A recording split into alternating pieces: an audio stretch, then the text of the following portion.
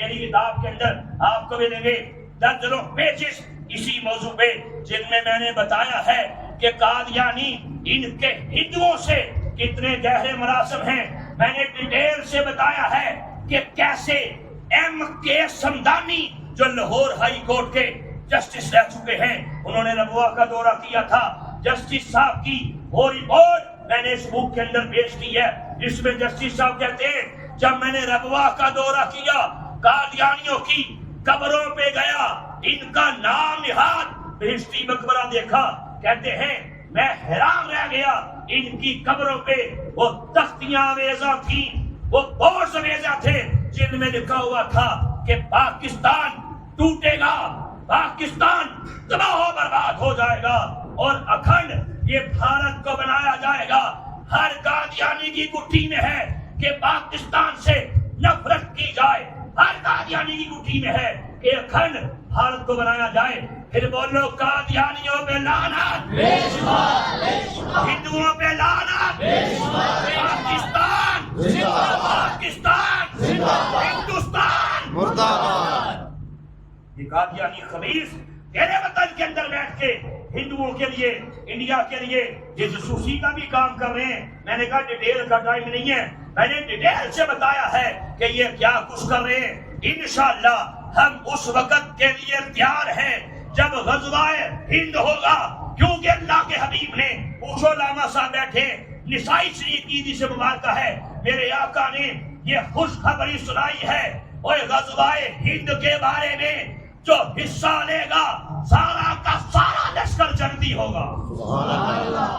انشاءاللہ ہم نے نیت کرنی ہے، اس بات کا تہیہ کرنا ہے، جب وہ وقت آئے گا ابھی بھی انشاءاللہ اپنے فوج کے شانہ بشانہ کھڑے ہیں، لیکن انشاءاللہ جب غزوہ ہند آئے گا انشاءاللہ میرے آقا کی پیشن گوئی ہے اور پوری ہونی ہے۔ ساری کائنات کا نظام درم برم ہو سکتا ہے، میرے آقا کی بات غلط نہیں ہو سکتی۔ غزوہ ہند ہوگا، جو حصہ لے گا سارے کے سارے جنتی ہیں انشاءاللہ۔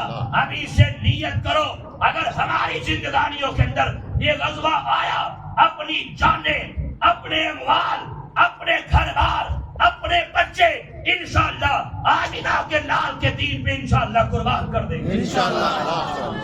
آج نعرے ختم نبوت زندہ باد، زندہ باد، آج نعرے ختم نبوت زندہ باد۔ انشاءاللہ الگ موضوع ہے قادیانیوں نے کیسے پاکستان کو توڑنے کے لیے کتا کردار ادا کیا۔ الگ موضوع ہے کہ ظفر اللہ خان مرزائی نے بانی پاکستان کی نماز جنازہ کیوں نہ پڑھی تھی۔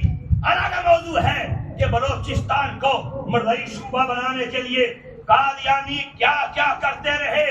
الگ موضوع ہے کہ کشمیر ہم سے جدا کیسے ہوا تھا۔ الگ موضوع ہے کہ کیسے بھارت کو ضلع گرداسپور کے ذریعے سے کشمیر تک پہنچنے کا اور موقع ملا تھا۔ الگ موضوع ہے کہ لیاقت علی خان کے قتل کے پیچھے قادیانی تھے۔ الگ موضوع ہے ایئر مارشل جبر چودھری، وہ قادیانی مردود جس نے قادیانیوں کے جلسہ سالانہ پہ مرزا ناصر کو، اس بیمان کو جو قادیانیوں کا تیسرا بڑا گماشتہ تھا، ان کا تیسرا نام نہاد خلیفہ تھا، پاکستان کی پاک فضاؤں میں اس مرتد اعظم کو پاکستان کے پاک فضائیہ کے طیارے کے ذریعے سے سلامی دی تھی۔ جلسہ سالانہ تھا، ربوہ کے اندر پاک فضائیہ کا ایک طیارہ آیا، پھر دوسرا طیارہ آیا، پھر تیسرا طیارہ آیا، اوپر سے پھولوں کی پتیاں نشاور کی گئی تھی۔ مرزا ناصر اس مرتد اعظم نے جب یہ سین دیکھا تھا، اپنی جھولی اٹھا کے اس نے کہا تھا کہ قادیانیت کا پھل پک چکا ہے، ان قریب میری جھولی میں گرنے والا ہے۔ اشارہ کر گیا تھا کہ پاکستان میں ان قریب قادیانی اسٹیٹ قائم ہونے والی ہے۔